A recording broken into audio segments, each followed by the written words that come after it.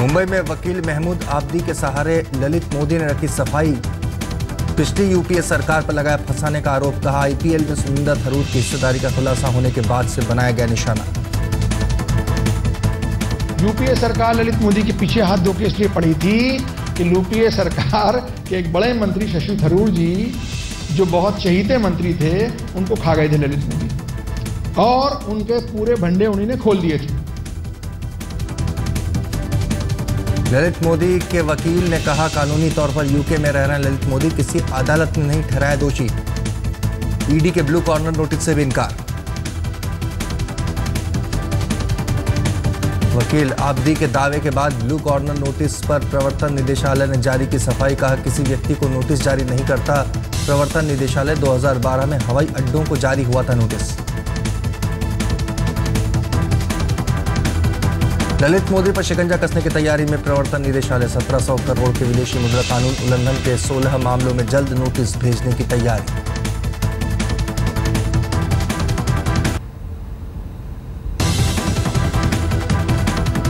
पुणे के एफटीआईआई में छात्रों की हड़ताल जारी। चेयरमैन गजेंद्र चौहान के अलावा गवर्निंग काउंसिल के 5 और सदस्यों के चयन के खिलाफ मोर्चा। प्रयोग वहां नहीं कर सकते हैं। एक छोटे से डिग्री कॉलेज का फिजिक्स का टीचर को क्या आप आईआईटी का डायरेक्टर नियुक्त कर सकते हैं? अगर आप नहीं नियुक्त कर सकते तो एफटीआई के साथ ऐसा इनजस्टिस क्यों? आप कैपेबल पर्सन को लाइए। बाद में पहली नियुक्ति पे कभी प्रोटेस्ट नहीं हुआ है, पहली बार नियुक्ति पे प्रोटेस्ट हो रहा। राजनीतिक रंग लेती जा रही छात्रों की लड़ाई। एनसीपी के कार्यकर्ता भी देंगे एफटीआईआई के छात्रों का साथ।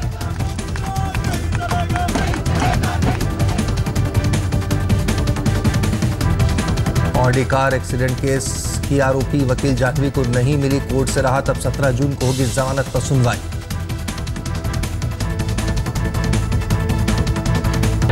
उसको कोई मार नहीं लगी थी, बाकायदा फर्स्ट क्लास थी वो, और उसके ऊपर अब वो प्लास्टर ये सारा देख के कुछ बोल नहीं सकते। ये सारा सब कुछ अब कोर्ट को देखना है और हम लोग एक अदालत पे भरोसा है, बस खत्म। वो इंसाफ करेगी, उसी पर हमको डिपेंड है।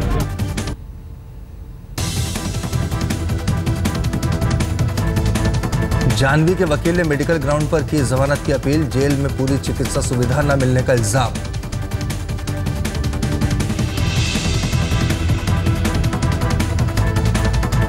मुंबई में 9 जून की रात जाह्नवी की ऑडी की टैक्सी से हुई थी टक्कर। हादसे में टैक्सी सवार 2 लोगों की मौत। मेडिकल रिपोर्ट का खुलासा। नशे में कार चला रही थी जाह्नवी।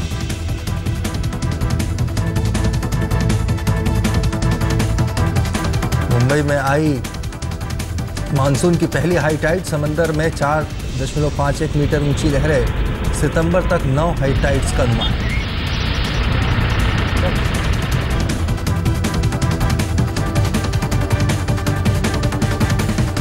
बीएमसी ने पहले जारी कर दिया था हाई टाइड्स का अलर्ट। चेतावनी के बावजूद मुंबई में बारिश और मौसम की पहली हाई टाइड का मजा लेते दिखे मुंबई वासी।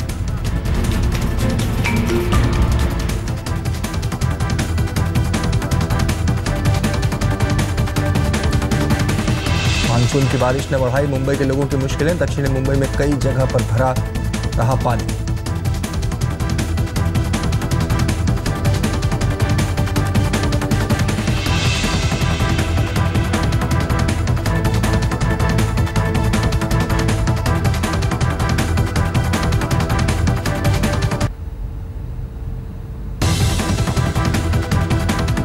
फिल्म स्पेशल 26 की तर्ज पर 1 करोड़ 65 लाख की लूट को अंजाम देने वाले 8 सदस्यों का गैंग पुलिस के हत्थे चढ़ा। इनकम टैक्स ऑफिसर बनकर बनाते थे शिकार।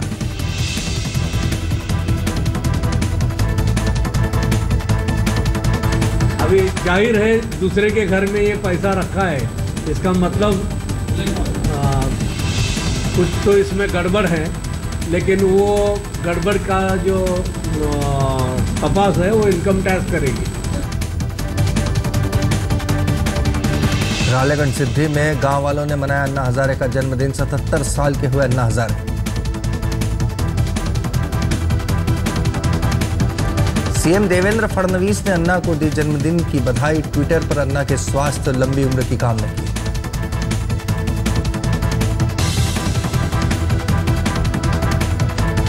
धुले पहुंचे सीएम देवेंद्र फडणवीस, जलयुक्त शिविर योजना का लिया जायजा।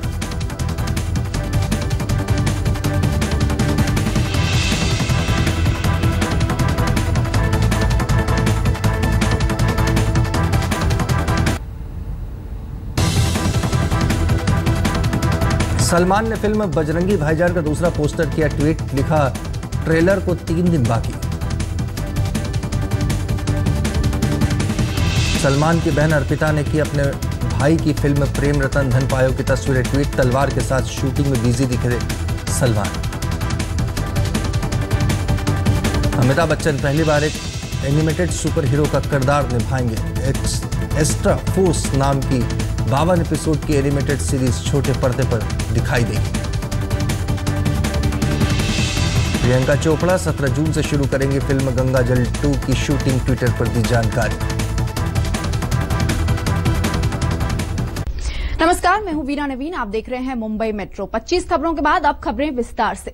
FTII यानी कि film and television institute of India की गवर्निंग काउंसिल की नियुक्तियों के खिलाफ संस्थान के छात्रों ने एकजुट होकर लगातार चौथे दिन सोमवार को भी जोरदार विरोध प्रदर्शन जारी रखा। पुणे में छात्रों का धरना राजनीतिक रंग लेता जा रहा है और अब तो एनसीपी कार्यकर्ता भी छात्रों के साथ इस विरोध का हिस्सा बनने वाले हैं। सरकार के खिलाफ FTII के छात्रों का जबरदस्त प्रदर्शन।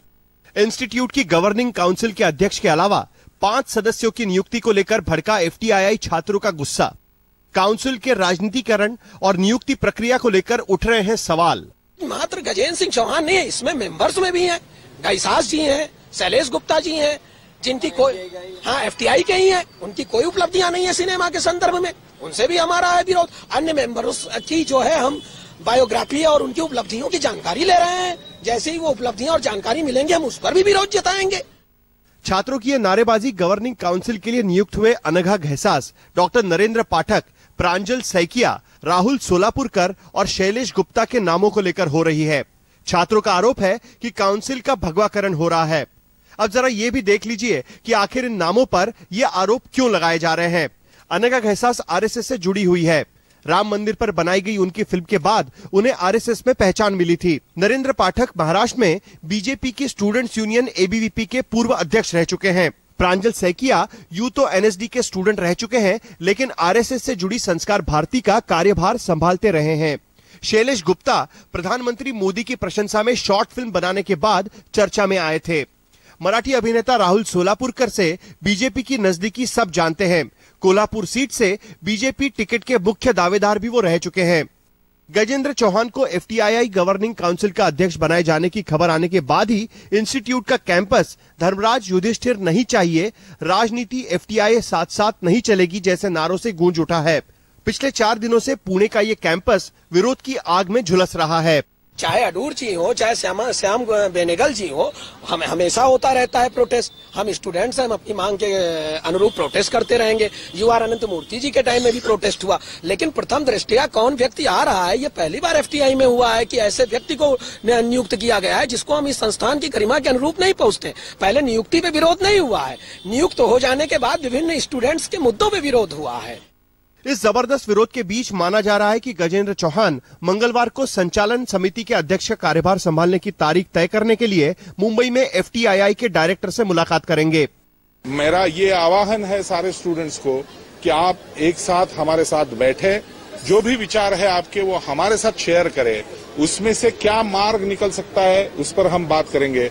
अगर सोचने के बाद, चर्चा करने के बाद उनको ऐसा लगा कि हम में से जो भी अभी नियुक्त किए गए नए लोग हैं उनको फिल्म इंडस्ट्री के बारे में बिल्कुल कुछ जानकारी नहीं है, मैं ऐसा मानता हूं उस वक्त मैं रेसिग्नेशन लेटर दे दूंगा। उधर छात्र इस मुद्दे पर इंस्टीट्यूट के डीन से बात करने के अलावा सीधा सरकार से बातचीत करना चाहते हैं। हम गजेंद्र जी से क्यों बात करें? हमने एक सरकार चुनी है, सरकार कोई हमसे अलग थोड़ो है, सरकार भी हमारा अंग है। अगर उसने इस संस्थान के प्रति गैर जिम्मेदाराना असंवेदनशील रवैया दिखाया है, हो सकता है उसका उद्देश्य न रहा हो, उससे गलती हो गई हो, तो हम सबसे पहले उससे संवाद करेंगे। हम उस व्यक्ति को संवाद क्यों करेंगे? नहीं भाई आप अयोग्य हैं। हमारे यहाँ कई जो है क्या कहते हैं डिप्लोमा फिल्में बनती हैं, कई फिल्में बनती हैं। हाँ, एक्टिंग करने के लिए आ सकते हैं, हो सकता है कल गजेंद्र सिंह चौहान को एक्टिंग करने की जरूरत हो जाए। धरने पर बैठे छात्रों को कई जाने मानी हस्तियों का समर्थन मिल रहा है।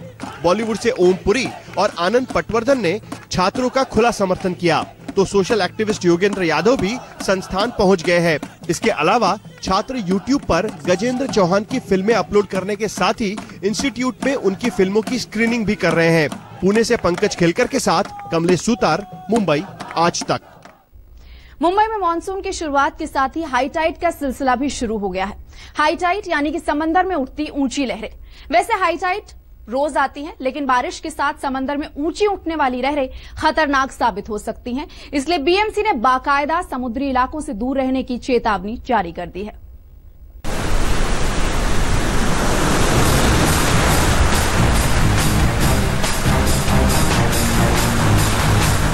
मुंबई में करीब 15 फीट ऊंची लहरें। बीएमसी का अलर्ट जारी। मॉनसून में हाई टाइड बन सकती है मुसीबत। मुंबई में पिछले 2 दिन से बारिश की शुरुआत हो गई है। हालांकि बारिश बहुत जोर की अब तक शुरू नहीं हुई है, लेकिन आज मुंबई में हाई टाइड का अलर्ट दिया गया है। मैं अभी वर्ली सी फेस पे हूँ, जहाँ पर कई ऊंची ऊंची लहरें उठते हुए हम देख सकते हैं। आज करीबन 11:40 पर 4.51 मीटर की हाई टाइड है। मॉनसून की पहली हाई टाइड को लेकर बीएमसी ने लोगों को समुद्री इलाकों से दूर रहने की हिदायत दी थी। मछुआरों को भी हाई टाइड के वक्त समंदर में ना जाने की चेतावनी दी गई थी, लेकिन बीएमसी के अलर्ट के बावजूद मुंबई में लोग अपने बच्चों को लेकर वर्ली सी फेस पर बारिश और हाई टाइड का लुत्फ उठाते दिखे। हम हर साल आते हैं एंजॉय करने के लिए। हाँ, एंजॉय मजा के लिए। हम बदलापुर से आए हैं, इधर से बदलापुर से। मेरे बच्ची को बहुत बिकने का शौक रहता है, उससे डर बिल्कुल नहीं रहता है, उसको बहुत ये रहता है, बहुत मजा आता है। हाँ। आगे नहीं जाते, इधर खड़ा रखे। हाँ। मजा आता है। पुलिस वाले आए थे। हाँ। आगे मत जाना बोला, इधर खड़ा रहे। मजा आता है ना बच्चे के लिए। बोल मला खूप मजा आली। बोल बोल बोल बोल जोरात बोल। लोगों को समुद्री इलाकों से दूर रखने के लिए पुलिस और बीएमसी के गाइड्स हर जगह काम करते दिखाई दिए। मुंबई पुलिस के जवान पेट्रोलिंग के लिए दी गई नई साइकिलों पर बीच और सी फेस का जायजा लेते दिखे। बीएमसी के मुताबिक मानसून में सितंबर के महीने तक करीब 9 बार हाई टाइड आएगी। अगली हाई टाइड 16 जून को दोपहर 12:23 पर होगी। लहरों की ऊंचाई उस वक्त 4.61 मीटर होगी। 17 जून को दोपहर 1:06 पर 4.61 मीटर की हाई टाइड फिर आएगी। अगले महीने की 4 तारीख को दोपहर 2 बजे 4.72 मीटर ऊंची लहरें उठेंगी। उसके अगले ही दिन यानी 5 जुलाई को उससे भी ऊंची उठेंगी लहरें। दोपहर 2:44 पर 4.75 मीटर की होगी हाई टाइड। अगस्त के महीने में 3 बार मुंबई को हाई टाइड का सामना करना होगा। 2 अगस्त दोपहर 1:37 पर 4.84 मीटर ऊंची उठेंगी लहरें। 3 अगस्त को भी 4.83 मीटर की हाई टाइड आएगी। 31 अगस्त को इस साल की सबसे बड़ी हाई टाइड होगी। दोपहर 1:07 पर समंदर में 4.87 मीटर ऊंची उठेंगी लहरें। 1 सितंबर को समुद्री लहरें 4.83 मीटर ऊंची होंगी। 30 सितंबर को दोपहर 1:26 पर 4.83 मीटर की हाई टाइड आएगी। हालांकि इनमें से कोई भी हाई टाइड बहुत खतरनाक नहीं मानी जा रही, क्योंकि 5 मीटर से ऊपर उठने वाली हाई टाइड को खतरनाक माना जाता है। लेकिन हाई टाइड के साथ मूसलाधार बारिश समुद्री इलाकों के नजदीक रहने वाले मुंबई वासियों की मुश्किल बढ़ा सकते हैं। अमृता शेड़गे, मुंबई, आज तक। मुंबई की बारिश शहर के निचले इलाकों के लिए मुसीबत लेकर आती है। दादर, परेल, हिंद माता जैसे कई इलाके ऐसे हैं जो सालों से मानसून की शुरुआत के साथ ही जलभराव की स्थिति से जूझते नजर आते हैं। सोमवार हुई बारिश में भी हिंद माता इलाके का यही हाल हुआ, लेकिन बीएमसी की माने तो इस इलाके को जल्द ही जलभराव से मुक्ति मिलने वाली है। दक्षिण मुंबई का हिंद माता इलाका, हर साल बारिश में ये पूरा इलाका पानी के नीचे होता है, जिस वजह से इलाके की सभी दुकानें, घर और यहाँ तक कि स्कूल तक बंद करने पड़ते हैं। कई सालों से यहाँ का हाल जस का तस है। मैं इधर 50 साल रहता हूँ लगभग, तो पानी का डिस्कस तो होती है। दुकान में हमारा एक इधर तक पानी आता है, 1 फुट तक ऐसा होता है, हर साल होता है ऐसा। बहुत पानी भरता है, बहुत तकलीफ होती है आने जाने वाले लोगों को। ट्रैफिक भी बहुत होती है उस टाइम। स्कूल तो छुट्टी मिलती है कभी कभी मिलने पर। हर साल बीएमसी इलाके में पानी ना भरने के दावे करती है, लेकिन हर बार बीएमसी के वादे झूठे साबित होते हैं। इस बार मानसून से निपटने के लिए बीएमसी ने यहाँ जगह जगह पंप तो लगाए हैं, लेकिन हिंद माता के लिए बनाया गया ब्रिटानिया वाटर पंपिंग स्टेशन अब तक पूरी तरह से बना नहीं है। करीब 138 करोड़ के अनुमानित खर्च के साथ ब्रिटानिया पंपिंग स्टेशन 1 साल में पूरा होगा। इसके अलावा बीएमसी ने दक्षिण मुंबई के इलाके में जल भराव की दिक्कत से निपटने के लिए 2 और वाटर पंपिंग स्टेशन बनाए हैं, क्लीवलैंड और लव ग्रोव। कुल मिलाकर बीएमसी के पास सिर्फ 6 पंपिंग स्टेशंस हैं। मुंबई जैसे शहर के लिए और पंपिंग स्टेशंस की जरूरत है और जब तक ये संख्या नहीं बढ़ती तब तक हर साल पानी भरने की दिक्कत मुंबई वासियों को यूं ही परेशान करती रहेगी। अमृता शेरगे, मुंबई आज तक। मुंबई मेट्रो में आज बस इतना ही। कल फिर हाजिर हो जाएंगे मुंबई की तमाम खबरों के साथ। तब तक दीजिए इजाजत, लेकिन देश और दुनिया की बाकी खबरों के लिए आप देखते रहिए आज तक।